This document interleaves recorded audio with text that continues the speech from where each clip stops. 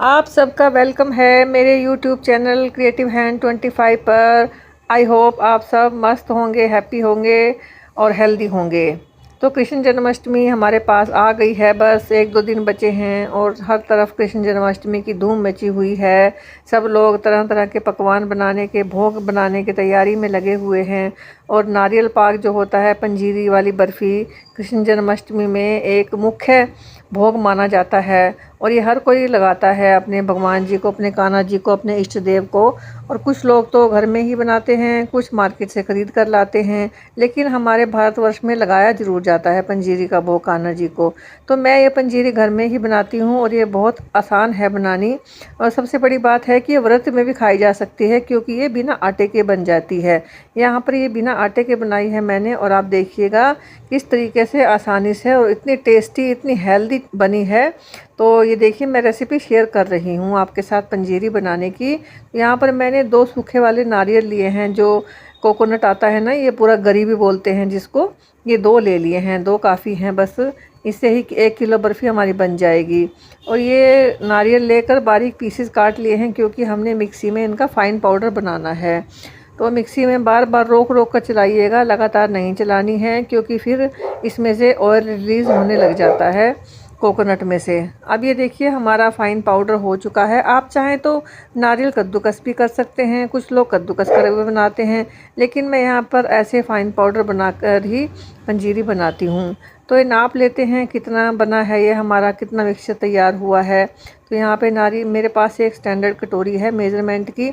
मैं हर बार बोलती हूँ, मैंने कटोरी रखी हुई है, उससे मैंने नापा है। तो ये 3.5 कटोरी हमारा नारियल का बुरादा तैयार हुआ है। तो इससे ही हम अपनी पंजीरी बनाएंगे। आपको जितनी बनानी है अपनी फैमिली साइज़ के अकॉर्डिंग उतना ही नारियल ले लीजिएगा। तो यहाँ पर हमने करना क्या है, सबसे पहले हम अपना नारियल का बुरादा या ड्राई फ्रूट वगैरह रोस्ट करेंगे घी में। हम साइड में चाशनी बननी रख देते हैं, क्योंकि चाशनी बनने में टाइम लगेगा। तो यहाँ पर चाशनी के लिए मैंने 2 कटोरी चीनी ली है, वही वाली कटोरी स्टैंडर्ड, और इसमें 1 कटोरी पानी डाल दिया है। और आप चाहें तो चीनी 2.5 कटोरी 3 कटोरी भी रख सकते हैं, जितनी आपकी श्रद्धा हो। तो ये मैंने ड्राई फ्रूट जो लिए हैं वो हैं ये काजू और उसके काजू और खरबूजे के बीज हैं, इनको हम मगज भी बोलते हैं। ये ज़रूर डालिएगा, इनसे बहुत अच्छा टेस्ट आता है और ये बहुत बेनिफिशियल भी होते हैं हेल्थ के लिए। छोटा जायफल लिया है, और एक सफ़ेद मिर्च आती है ना, भूरी मिर्च, वो ज़रूर डालिएगा। जायफल और भूरी मिर्च का जो कॉम्बिनेशन जाएगा इसमें, वो इसको नेक्स्ट लेवल पर ले जाएगा, इसके फ्लेवर को, हमारी पंजीरी के।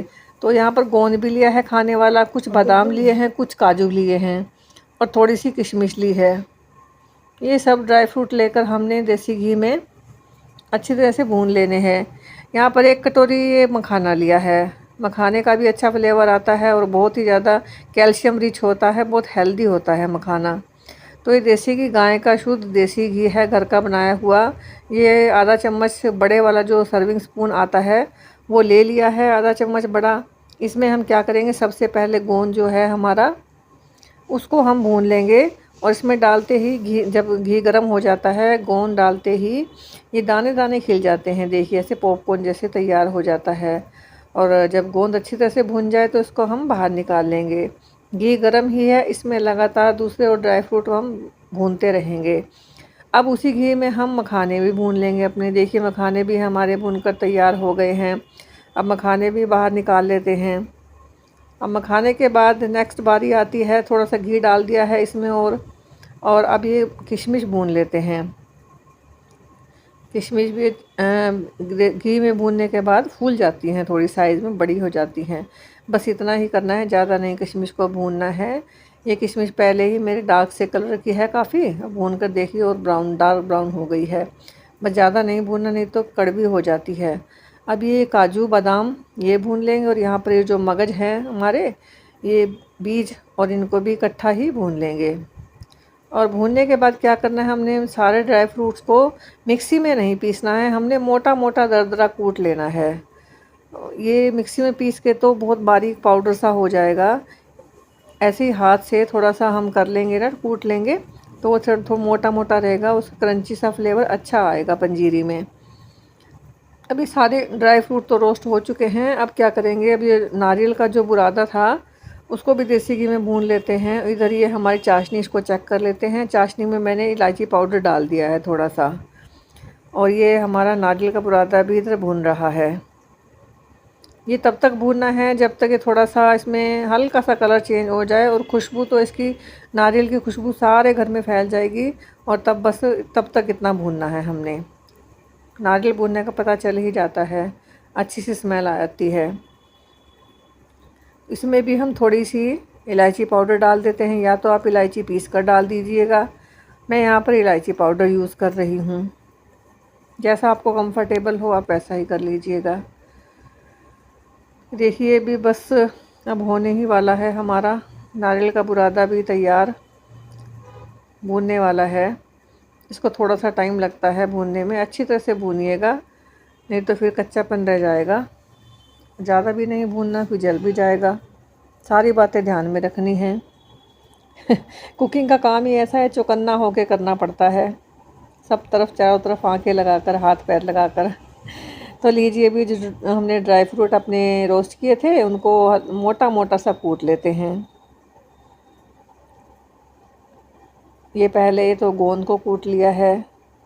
आसानी से सब कूट जाते हैं, कोई दिक्कत नहीं आती, क्योंकि घी में सारे फ्राई हो रखे हैं।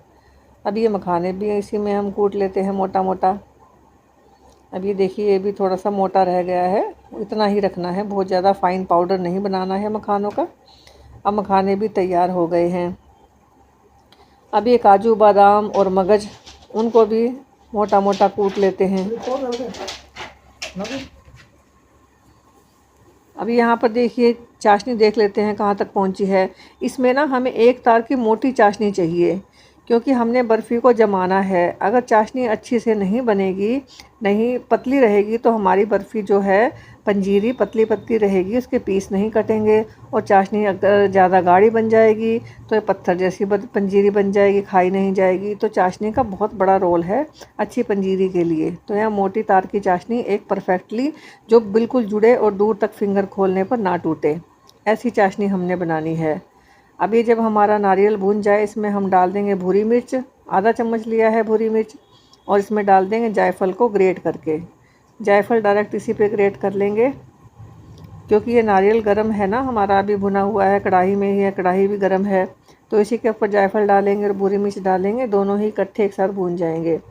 जो ये ड्राई फ्रूट हमने अब अपने मोटे मोटे कट किए थे, कूटे थे मतलब, उनको भी डाल देंगे। पहले मखाने डाल दिए हैं, और ये यहाँ पर ये गोंद जो हमने बारीक तो कूटा था थोड़ा, इसको भी डाल दिया है।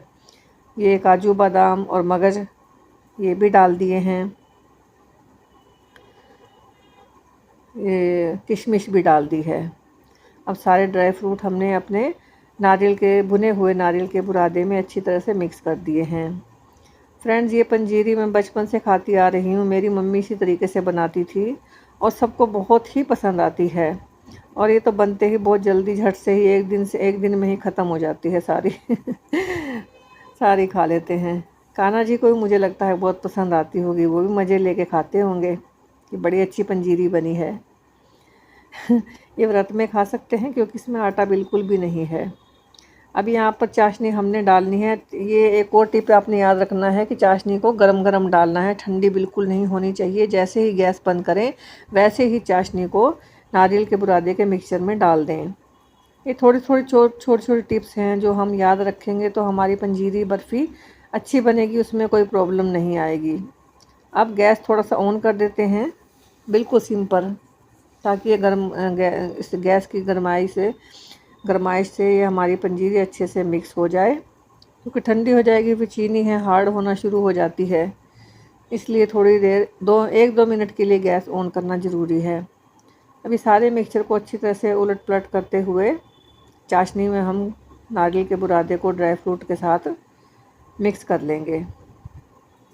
अभी देखिए कितनी अच्छी तरह सारा गीला गीला मिक्सचर हो गया है। अब ये जमने के लिए परफेक्टली तैयार है। और हाँ फ्रेंड्स, अगर आपको ये लगे कि सूखा सूखा मिक्सचर हो रहा है चाशनी डालने के बाद, तो थोड़ी सी दूध की छींटे डाल सकते हैं इसमें। जो दूध गर्म हो ना, बिल्कुल उबला हुआ, बस उसके छींटे लगाने हैं, तो बिल्कुल सेट हो जाएगी बर्फ़ी। और अगर पतली लगे उसमें तो थोड़ा सा नारियल का बुरादा या मखाना पीस कर वो डाल सकते हैं। दोनों ही बातों का सलूशन है। इसलिए ये टेंशन नहीं करनी कि हमारा हो सूखा हो गया मिक्सचर, अब हम क्या करें, बर्फ़ी नहीं जमेगी, या गीला हो गया अब क्या करें, ये ज़्यादा बर्फ़ी नहीं बिल्कुल भी हलवा सा बन गया है। तो दोनों ही बातों का सलूशन है, कोई टेंशन नहीं है। लेकिन कोशिश कीजिएगा बस ठीक से बन जाए। हल्का सा पानी, मतलब जैसे हम दूध के छींटे लगाते हैं गरम गरम चम्मच से लेकर, उससे थोड़ा सा मॉइस्चर आ जाएगी ना, फिर बाइंडिंग में इजी हो जाएगा, अच्छी तरह से बाइंड हो जाएगी हमारी पंजीरी की बर्फ़ी। अभी सारी उलट पुलट करते हुए बिल्कुल अच्छी तरह से गरम गरम कढ़ाई में हल्की गैस पर ये सारी एकदम बाइंड हो गई है। अब हम क्या करेंगे, एक थाली तैयार करेंगे। थाली आपके पास कोई कंटेनर हो, स्क्वायर, रेक्टेंगुलर, सर्कुलर, कोई भी किसी भी टाइप का कंटेनर हो, उसको ग्रीस कर लेना है घी लगाकर।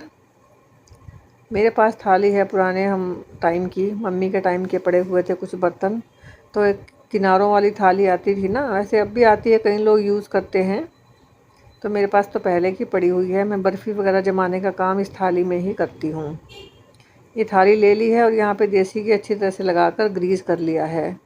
थाली के किनारों में भी लगा दिया है और बेस पे भी अच्छी तरह से देसी घी लगा देना है, क्योंकि फिर बर्फ़ी जब काटेंगे हम, उठाएंगे पीस पीस, तो उठानी आसान हो जाएगी, कोई प्रॉब्लम नहीं आएगी, टूटेगी नहीं पीस। अब ये देखिए थाली भी ग्रीस हो गई है। अब क्या करेंगे, इसमें अपना बर्फ़ी का मिक्सचर डाल देंगे।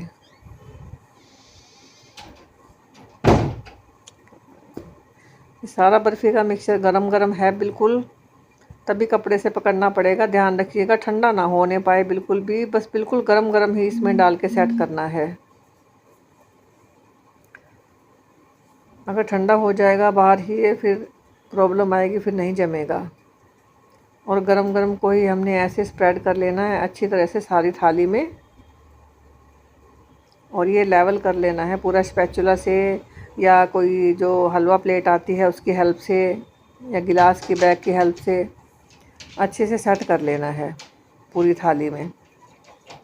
और थोड़ी देर के लिए इसको हम छोड़ देंगे हवा में, 10-1 मिनट के लिए। जब थोड़ा सा ठंडा हो जाए, फिर हम क्या करेंगे, हम चाकू से मार्किंग बना लेंगे पीसीस की, जिस शेप और साइज़ में हमें ये पंजीरी के पीसीस चाहिए ना, उससे मार्किंग बना लेंगे, क्योंकि एक बार जम जाएगी फिर प्रॉब्लम आएगी काटने में, तो पहले ही मार्किंग कर लेंगे। ये पंजीरी मैं ऐसे डायगोनल शेप में कट कर रही हूँ, कुछ स्क्वायर शेप में काटे हैं, कुछ डायगोनल शेप में। आपको जैसी पसंद हो आप वैसे ही पीसीस वैसे ही शेप में कट कर लीजिएगा। क्या करूँ अब? तो ये देखिए यहाँ पर गरम है, सेट हो रही है।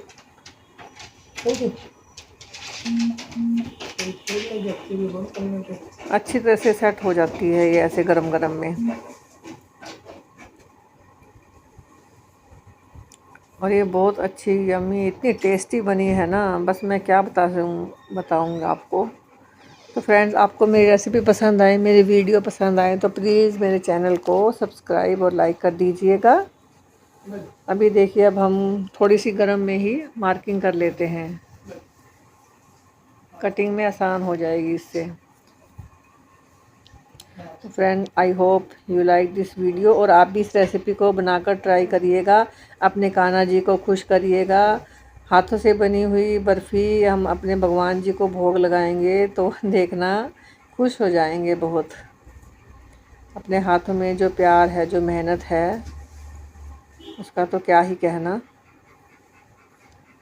तो ये मार्किंग भी कर दी है और अब हमारी बर्फ़ी बनकर तैयार हो गई है। Thank you friends, thank you for watching my videos. Thank